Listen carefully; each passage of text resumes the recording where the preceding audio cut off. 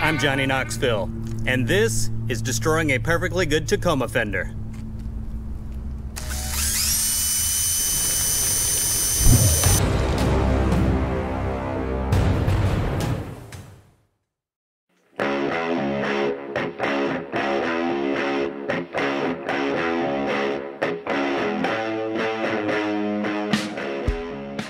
Welcome back to the Tacomaholic channel, everybody. If this is your first time stopping by, you stop by on a good day, because today I am drilling a hole in the side of my truck, installing a snorkel.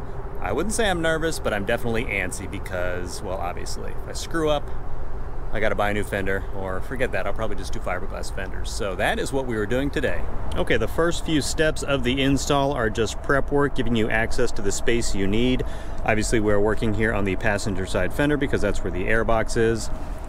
For the first step, and I know it's sort of going to be hard to see under here because everything's black, you do need to remove the plastic fender liner, which is just on the top part of your truck. I actually have splash guards in here already, and with the snorkel, it's not really going to matter if I get extra water up here, so I'm probably just going to, once I remove this, I'm probably just going to keep it off. But if you want to reinstall yours, and this is easier said than done, try not to break the little tabs, but there's just a few clips up here to remove that. Now, before you guys say anything, yes, I know my engine bay is completely filthy. I just went wheeling on Saturday, so please forgive me this one time. Second step here under the engine bay, of course, you do need to remove your air tube right here connected to the engine. There is this ring right here you have to remove. Down right there is what looks like a 12mm bolt, and this part is actually just attached to the side of the fender, so that should slide right out once everything is removed. The directions from Dobinson actually say to loosen up your secondary air filtration system if you have this on your truck. I assume just to have more working room under here. I'm going to leave that here for now and just see once we get towards the end of the install when we're actually trying to attach the snorkel through the fender wall, so I will get back to you on that. Okay, halfway through removing the air duct right here, we have that bolt removed, and it looks like we will have to remove the secondary air filter system because I don't know if you can see it on camera, right where I'm pointing, there's another 12mm bolt down there actually holding this on, so that is what we're doing next. And secondary air filter system out of the way for this first bolt for it down here. There's just three 10mm bolts holding the base of this in.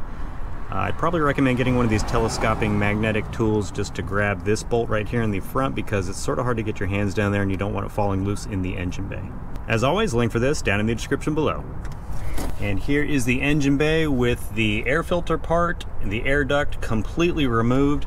Once you get all the bolts off, it does just pull free from the fender, and there you can see is the hole where the snorkel will pass. You can actually see straight through and see my tire underneath. Next step, I am going to take some blue painter's tape and completely tape the fender right here, attach the template to that, and double, triple, quadruple check that on the actual body of the snorkel to make sure everything lines up perfectly. I'm about to put the template on here and mark all the holes with a Sharpie, but that is how much tape I used. All the holes you're going to be drilling are right in this area. I just went ahead and ran it down just for my peace of mind. And there is the template firmly attached. Obviously, you just have to line up the left side with the edge of the door or the edge of the fender and the top along your hood line. I'm going to go ahead and take a Sharpie marker and mark all the holes and then hold the snorkel body up to make sure everything lines up. Okay, I did double check and triple check the template on the snorkel body. Everything lines up okay. I know you probably can't see it on camera right here with the blue tape, but all the holes that I'm going to drill and the outline for the double 4.5-inch cuts for the main body of the snorkel, they are marked on the blue tape. Again, make sure that template is lined up, that you're perfectly happy with it, with the top of the engine bay and the side over there where the fender ends. So now I will use a hole punch. Obviously, don't knock this too hard and cause a dent. You just want a small little ding to start your pilot hole, and then I'll widen out those holes and then start the center drilling.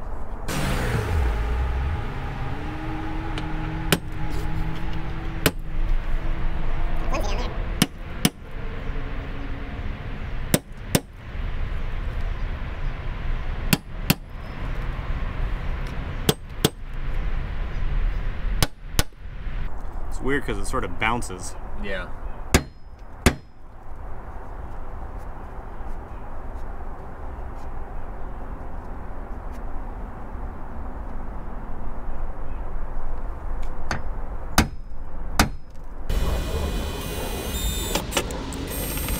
there's tons of space back there, but still, I'm like, I don't want to hit some rogue wire. All right, but there's one.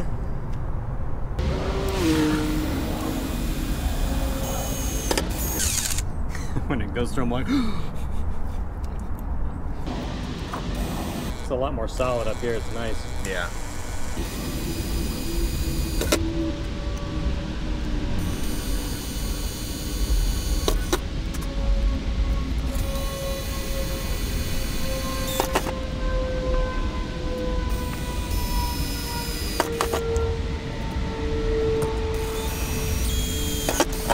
Okay, all the pilot holes went pretty smoothly. I don't know if it showed up on camera, but on the first hole, I wasn't exactly perpendicular to the fender, so the bit did slide just a little bit on me. So when you are doing these pilot holes, make sure you are as perpendicular as possible to the fender, and you might have to readjust with each hole since like there's a valley in the fender right here and it's sort of sticking out. So just be aware of that.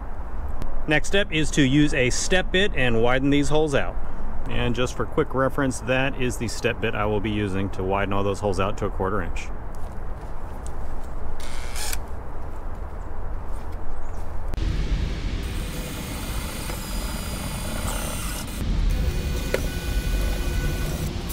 One eternity later. Okay, all 5 of these stud holes are drilled. Now we are really about to get to the fun part, which I'm sure most of you have been waiting for.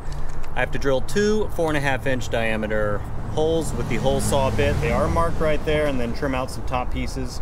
What I'm gonna try to do, hopefully it'll make it a little easier, I'm gonna start both holes instead of just drilling one through all the way and then trying to do the other, because they do overlap about halfway, and I figure if I have the tracks in the sheet metal right here, it'll make it a little easier to do the second hole. So let's see if I'm right or if I'm making a huge mistake. All right, here we go.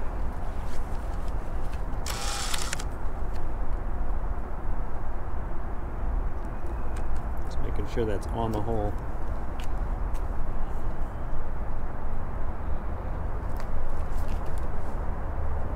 All right. That bit down quickly.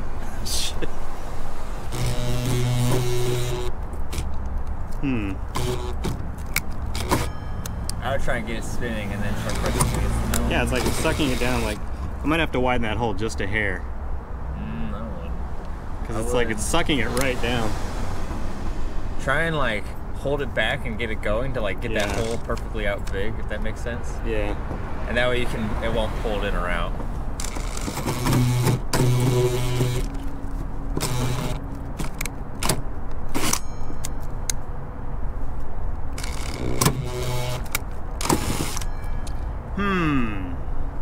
Because as soon as like this goes in the hole, it like sucks it like a 1/2 inch. May I try? Yeah. All right. So here's.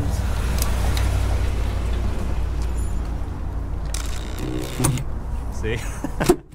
Oh God, you're not kidding. Yeah. Weird.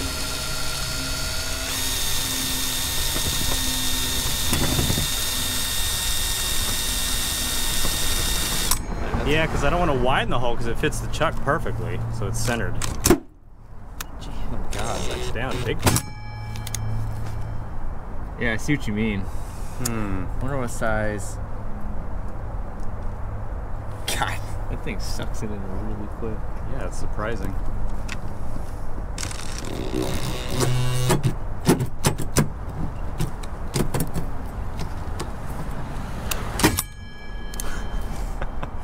Okay, I think that might have done it actually. Okay. Let's find out. Get it. I want to see if it gets going. I'll hand it back to you. Yeah.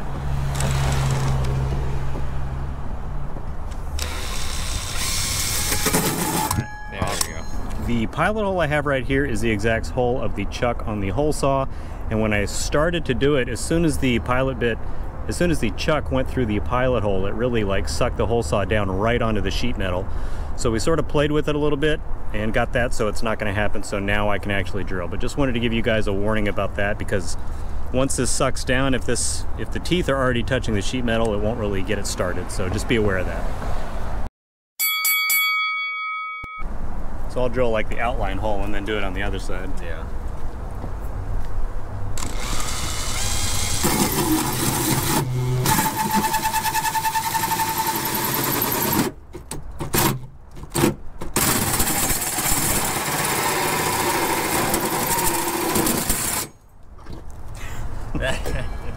Oh damn, it's like already through. Shit. I didn't even realize. I thought it was like...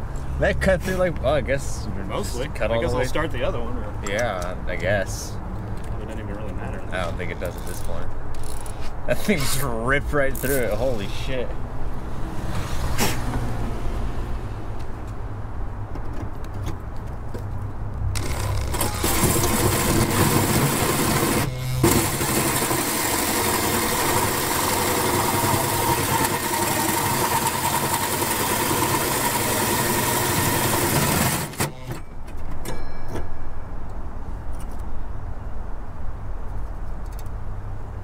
There's like a hair holding it on. Oh, no.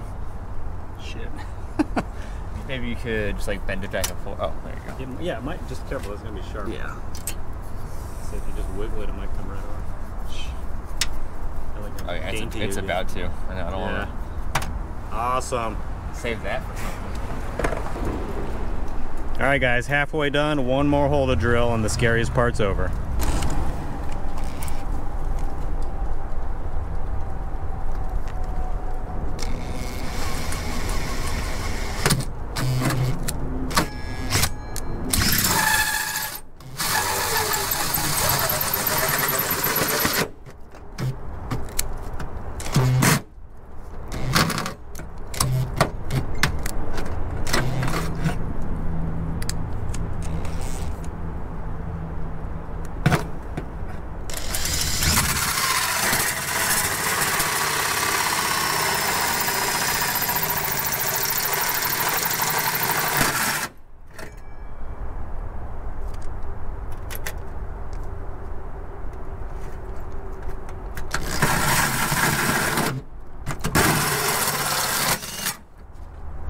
Woo, that smell.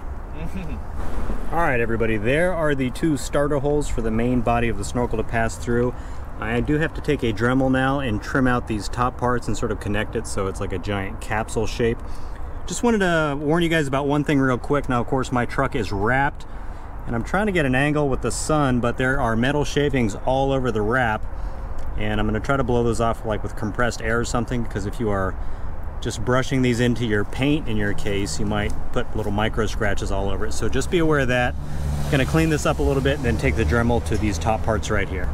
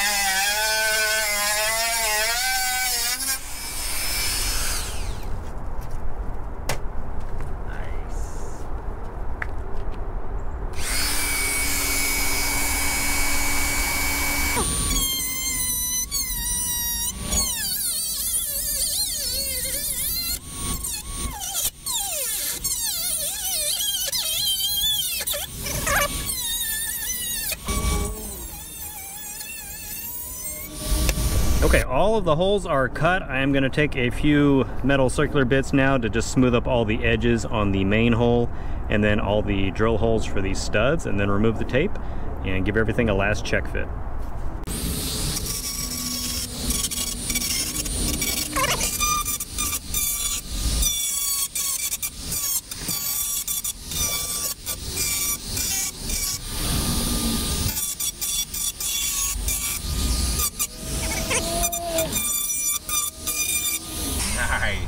Thing's awesome. I felt it easier to go with the rotation than, you know, yeah, smart. I was going the wrong way first.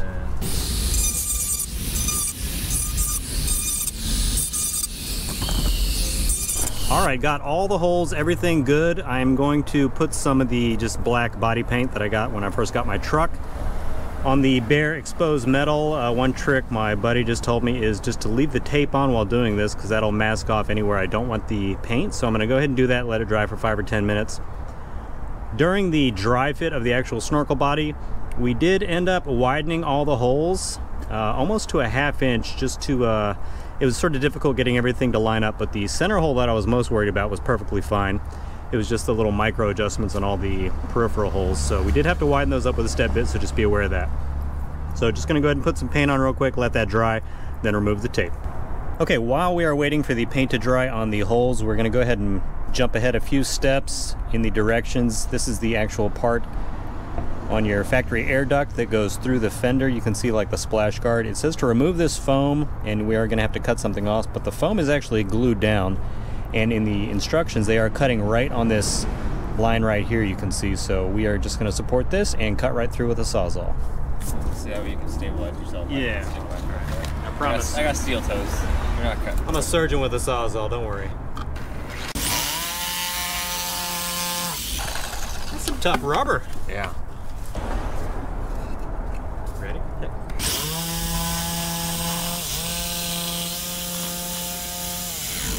Let's see if you can like rotate it up. I don't want to like go through and hit the... Yeah, there you go. This way. Yep.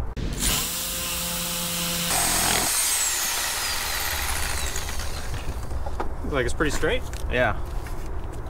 It was hard to get started though. I was surprised. That plastic's no joke. No, that's how thick that is. Almost feels like ceramic or something. Okay, again, here is the factory air box, and the instructions recommend you seal the drain holes in the factory air box. Obviously, this is the bottom. There is one right here on my finger. The other one is right here in the side, so I'm just going to put a dab of silicone in those and call it a day. And for the next step, you can see I do have the 5 studs in there while I was just dry fitting to make sure it lined up with the holes. I'm going to go ahead and remove those. Directions say put a little bit of thread lock on those and then tighten them down with an Allen key. Obviously the Allen key side goes pointed up because that is the part that will go through the fender wall into the truck.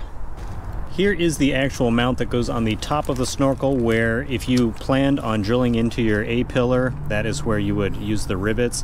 I'm not going to be doing that. I'm just going to, and I've seen a bunch of other people do this, so I'm not the only one. I'm just going to put some heavy-duty Gorilla double-sided tape right here and use that as the connection to my A-pillar, because the entire thing should be pretty solid, and I don't plan on going through any heavy branches like that where I would think it's really going to knock this thing loose anyway. And we pulled off the tape. Let me show you that real quick. That is what all the holes look like. You can see my filthy frame under there, but no rust on it, so that's good. So there's all the holes. Now, I know some of you are probably curious how the wrap did during the drilling, and I was actually pleasantly surprised with it. I did get some heavy-duty Gorilla masking tape. I was planning on sort of taping and folding over on the major seam right here, and maybe even the pilot holes and drill through them again, but I don't think the wrap's really going to start peeling, and even if it does, the body of the snorkel right here will be sucked so close to the fender that it's going to prevent any of that from happening anyway. Okay, for the next step, I do apologize, but there's really no way to film it just because of the angles and the tight confines. But for the middle rubber joiner hose, we were able to get it started. I'm going to sort of walk through the process, and hopefully that'll help you guys out. You sort of slip it in, obviously, from the outside of the vehicle or from underneath. Either way, there's plenty of room. And we actually used oil filter pliers to squeeze it. And you can see down here, that is where it pokes through into the engine bay. It is an extremely tight fit.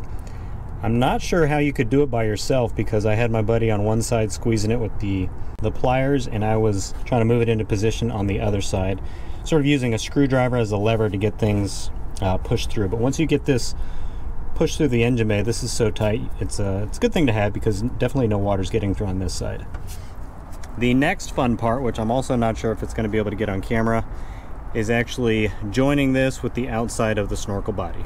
For the next step, you go ahead and reattach the factory air box, which I left my whole unit on, so it is the part that has the filter. Don't forget to put your filter back in, just in case, like I did. I had it out just to give it a quick clean, and almost forgot to put it back in. Make sure you retighten the hose clamp if you loosen that up, but again, mine was all one unit. You can sort of put your secondary air filter system as far out of the way as you can, just to have some room to maneuver here. You take this part of the air duct, slip it under the main hose coming from your secondary air filter unit. And this part's sort of a pain, and of course it's kind of hard to see, but this is the rubber coming from the piece for the snorkel. Get that around the end that you freshly cut for the factory air box. And you can see it's just a regular 10mm flathead screwdriver to tighten that down for the circle clamp, and that is sort of a pain, but I got it on plenty tight just with a long flathead screwdriver. And then went ahead and reinstalled the first, you can see 12mm bolt right there, and the second right down there. Next, I will just install the 3 10mm bolts on the bottom of the secondary air filter unit, and that will be it as far as everything underneath the engine bay. Okay, for the next part, probably not going to be able to show it on camera, but we have to take the inner lip of the snorkel body, get it on the inside of this rubber lip right here, and clamp everything down. We're going to try a trick using a little bit of dish soap on the inside of this and the outside of the snorkel body to try to muscle it in there. This is flexible, but it is pretty tough rubber, so it's going to be a pain in the butt, whereas cutting the fender was definitely the scariest part of the install. This is probably going to be the actual hardest part just because there's really no room to move around. Okay, this is day 2 of the install, just buttoning up a few things because I wanted to beat the rush hour traffic from yesterday. But the snorkel was securely on, so it's not like it was going to fall off driving home. So today I am tightening up the hose clamp that goes from the snorkel body to the rubber S-fitting in the middle. Definitely important to get that tight so water doesn't get in up here in the fender, which is the whole point anyway. Easiest way I found is to go ahead and take off the tire, use the longest flathead screwdriver you can, and hopefully you guys can see under here. Here is the hose clamp. When you install it, make sure the bolt that you're going to tighten down is pointed downward, and make sure this stays on the lip of the hose because it doesn't want to move while you're tightening it down. But it will take a while. You will have a neck crick, but just be patient with it and you will get it. And regarding the top bracket stall, if you do recall, in the beginning of the video I did say I was not going to drill into the A-pillar and use the rivets. I think I installed this bracket with double-sided Gorilla Tape, and if you've never used that stuff before, it is super strong. You can see I have the bolts holding this to the side of the snorkel body. The double-sided Gorilla Tape's on the bottom of the bracket on my A-pillar. I'm shaking it as hard as I can and it's not moving at all. So this stuff is plenty strong. If I hit a branch that's strong enough to knock this off, it's probably going to do more damage than I'm worried about anyway. So if you guys are leery about drilling into your A-pillar, potentially hitting a wire, hitting your airbag, which I don't blame you, that's why I went this route, just know that using the Gorilla Tape method is plenty strong enough. I will say, I don't want to say I messed up on the bracket install, but when I got the bracket, you can see, right now you can hopefully see the angle's sort of weird here on the balanced on my hood, but the bracket is an acute angle right now, maybe, I don't know, 75, 80 degrees. When it came, it was probably about 120 degrees, and I actually thought they sent the wrong bracket because I assumed this configuration is how the top bracket was installed, sort of outward from the snorkel body onto the A-pillar. So what I did, I just put this in a vise and sort of hammered it down until I got the angle I want. Obviously that worked, and that's why I'm sharing this with you guys, but when I talked to the guy from Dobinsons, he actually said the way I had the bracket, and again, you're just gonna have to imagine it since I have already bent this, it was about 120 degrees, obtuse angle. This part actually goes underneath the snorkel body, so you can install it that way if you want, if you're gonna do the rivets, but the way I did it, I got the snorkel body tightened down, lined up. Of course, sort of dry fitted the bracket up here on the A-pillar just to make sure it was going to be okay. Tightened it down on the side and then put that Gorilla Tape on, which was sort of scary because once that stuff sticks, I thought it was in the wrong place, but you can see right here on the bolts, they do give you some play in here, so I was able to get everything installed because once that Gorilla Tape grabs something, it's not letting go. It's probably going to tear the wrap off trying to readjust that, so that worked out. So the point of this, if you do want to, I like the way this install is. It's not like it's sticking out. You can't really see it anyway. If it was tucking underneath, I don't really like the way it looks like it's sort of closer to the, like the edge of the door, between the door and the A-pillar anyway. So I kind of like using the acute angle method where the bracket is sticking out. With Gorilla Tape, it's certainly much easier. And here's a front shot of the snorkel. You can see it is perfectly even with the roof of the Tacoma, and I have not noticed any road noise at all. I've had the snorkel on, I want to say about a week now, no issues with any extra road noise at all. And even if there is, it's certainly drowned out by my Wrangler MTRs. So That's one thing I was always curious about with the new, like the 2019 TRD Pro Tacomas, that Air Raid, whatever they called it, Desert Raid. They had like the openings sticking up above the roof line, so I gotta imagine that might pull in a little more air, but it's definitely gonna make more noise, so I haven't noticed any issues with this at all. One thing I will be doing in a future video, since it is still the middle of winter and a little too cold out, here is the fitment. You can see it is relatively tight, I mean tight enough for me, on the side of the fender up on top. There is a small gap, and I'm not even sure if you're gonna be able to see it on camera, right here where the fender sort of dips down. There's maybe about 3/16 gap up here and the bottom, but just a little bit of a gap right there. So when the weather warms up, I'm gonna use some kind of gasket maker or, I don't know, RTV silicone, something like that.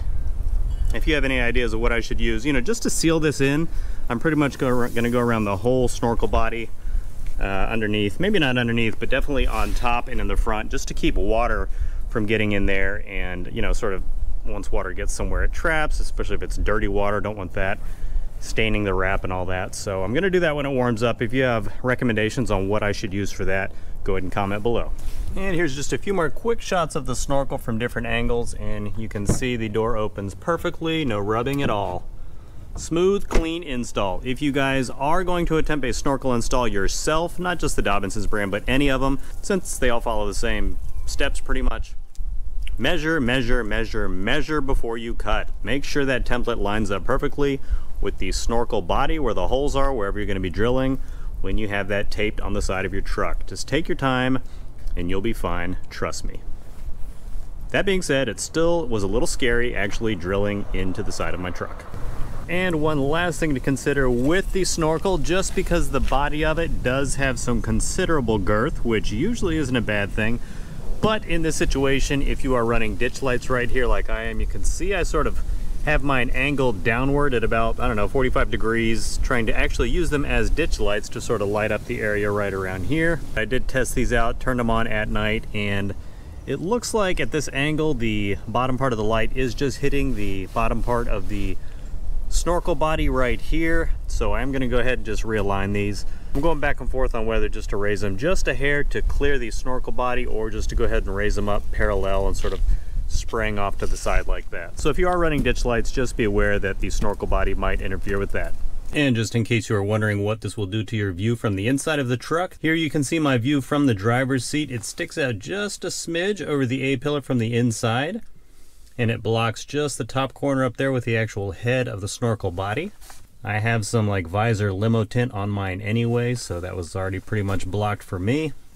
And then from the passenger side, really you only see that top part of the snorkel head sticking out right there. You can't even see any of the body through the A-pillar.